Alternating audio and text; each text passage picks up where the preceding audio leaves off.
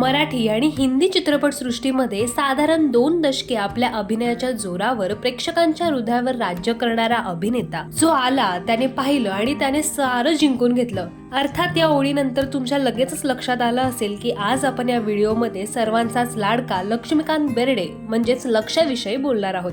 तर लक्ष्मीकांत बेर्डे या नावाने मराठी चित्रपटसृष्टीत 1.5 ते 2 दशक अक्षरशः धुमाकूळ घातला. विनोदाचं उपजात कौशल्य आणि अचूक टायमिंग हे लक्षाचं वैशिष्ट्य. लक्ष्मीकांत बेर्डे हे विनोदी अभिनेते म्हणून जरी जास्त प्रसिद्ध असले तरी कित्येक चित्रपटांमधून त्यांनी अगदी गंभीर भूमिका सुद्धा तंतोतंत वठवली आहे. विनोदी भूमिकांमध्ये त्यांनी महारथ प्राप्त केलं होतं आणि म्हणूनच आयुष्यभर ते विनोदी अभिनेता म्हणून चांगले ओळखले गेले.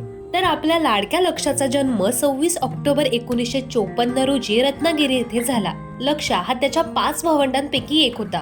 आपल्या कुटुंबाला हातभार लावण्यासाठी त्याने लहानपणी लॉटरीची तिकीटे देखील विकली आहेत. तर त्याचं बालपण दक्षिण मुंबईतील चिखलवाडी येथे गेलं. लक्ष्मीकांत बेर्डेचा अभिनय आधीपासूनच सर्वांना आवडणारा होता. त्यांचा सार्वजनिक गणेशोत्सव मधील सांस्कृतिक कार्यक्रमात सहभाग होता. त्याचप्रमाणे आंतरशालेय आणि आंतर महाविद्यालयीन अभिनय स्पर्धांमध्ये अनेक पारितोषिकं त्यांनी पटकावली. तो एक उत्तम विनोदी कलाकार आहे हे त्यांनी आपल्या अभिनयातून सर्वांना दाखवून दिलं. मुंबईतील गिरगाव मधील कुंभारवाड्यात लहानाचा मोठा झालेल्या लक्षाने युनियन हायस्कूल मध्ये त्याचं शालेय शिक्षण पूर्ण केलं. तर भवन्स कॉलेजमध्ये उच्च शिक्षण घेतलं. याच दरम्यान कॉलेजमध्ये असताना तो एकांकिकामध्ये देखील सहभाग घेत होता. अनेक वेळा साहित्य संघ मंदिरात त्यांनी बॅक स्टेजवर देखील काम केलं. या काळामध्ये त्याने प्रचंड मेहनत घेतली. एकीकडे हे सर्व झालेलं असताना लहानपणी मात्र लक्षाचं एक भलतंच स्वप्न होतं. त्याला मोठं झाल्यावर बस कंडक्टर व्हायचं होतं. त्यामागील कारण काय तर कंडक्टर जवळील पैशांनी भरलेली बॅग पाहून त्याला असं वाटायचं की हे सगळे पैसे त्याचेच असतात.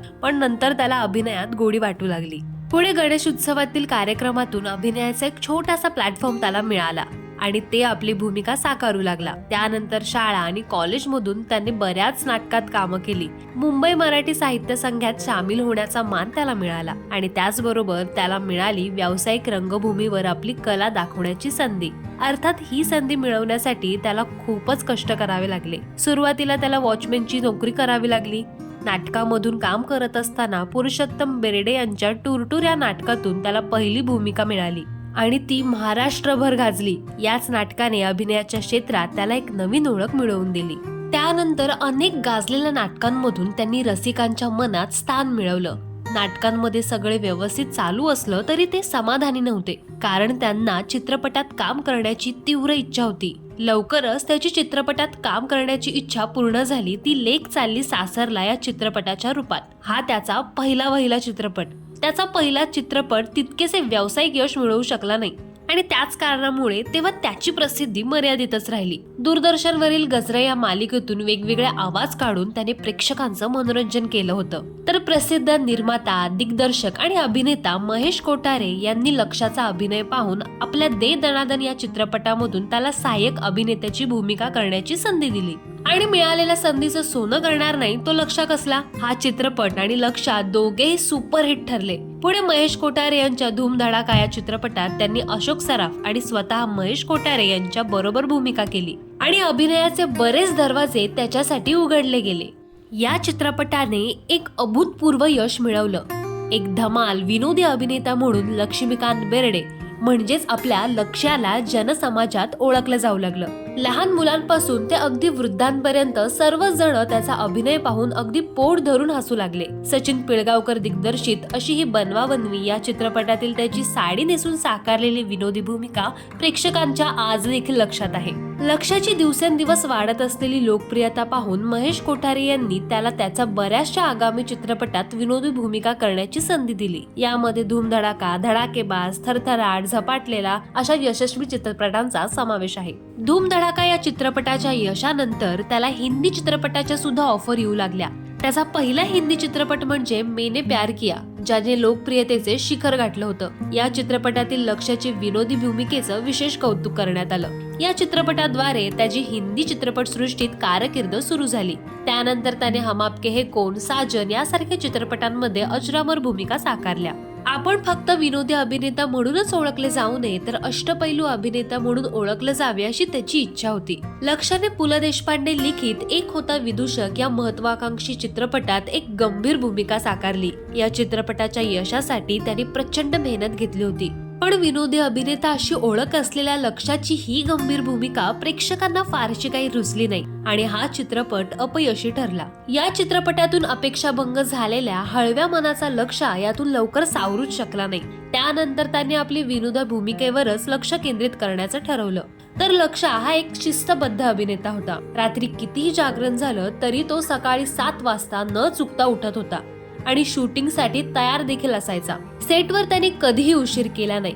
त्याच्या शाब्दिक कोट्या, हजरजबाबीपणा आणि विनोद अभिनयावर प्रेक्षक भलतेच खुश होते. लक्षाचे जेवढे चित्रपट चर्चेत असायचे तेवढीच चर्चा त्याच्या खासगी आयुष्याची देखील झाली. त्याचं पहिलं लग्न हे रुही बेर्डे सोबत झालं होतं, पण यांचा संसार हा काहीच वर्ष टिकला. लक्ष्मीकांत बेर्डे यांनी रुही यांच्यासोबत कमाल माझ्या बायकोची या चित्रपटामध्ये काम केलं होतं. त्यानंतरच लक्ष्मीकांत बेर्डे यांनी रुही यांच्यासोबत लग्न केलं.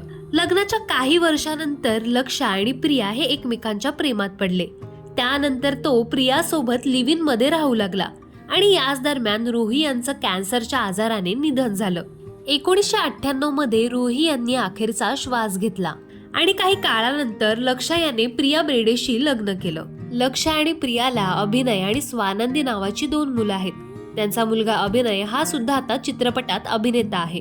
पण या हरहुन्नरी अभिनेत्याला नियतीची नजर लागली. त्याचा हा असा अकाली मृत्यू सगळ्यांच्या जीवाला चटका लावून गेला.